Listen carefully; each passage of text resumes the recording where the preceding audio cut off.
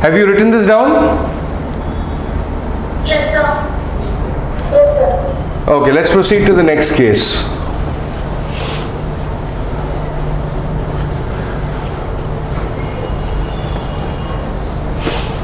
Now, this is a case in which the reservation was justified.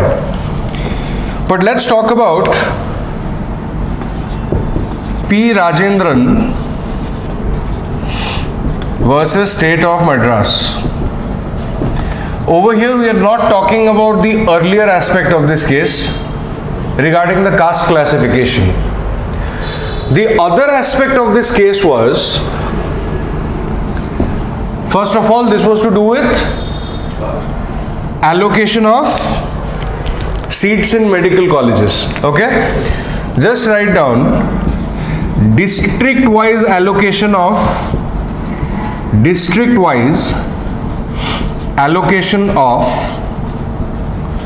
seats in medical colleges.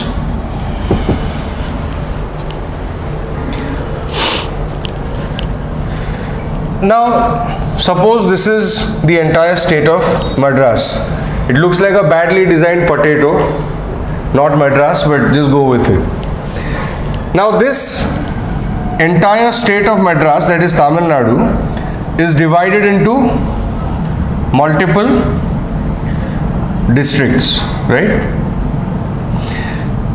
In every district, the population is not the same, is it? It's not the same.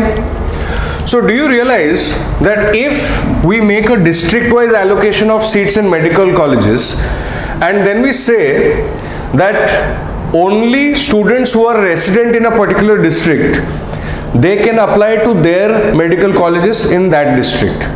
Do you realize the disparity that will happen? Why? Because over here, number of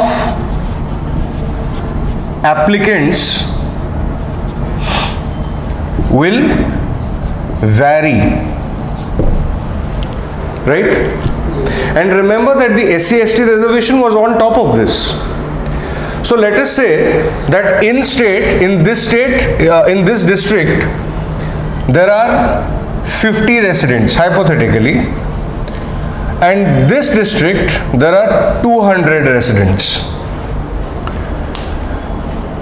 Do you realize that over here, let us say that the number of medical colleges are more or less the same, the chances of the students getting into a college in this district is higher than this district? Yes, sir.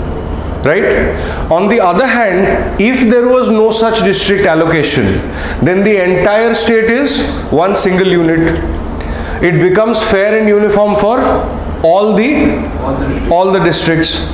Now, this is what the government was trying to say. The government said, and they made a very specific and illogical argument.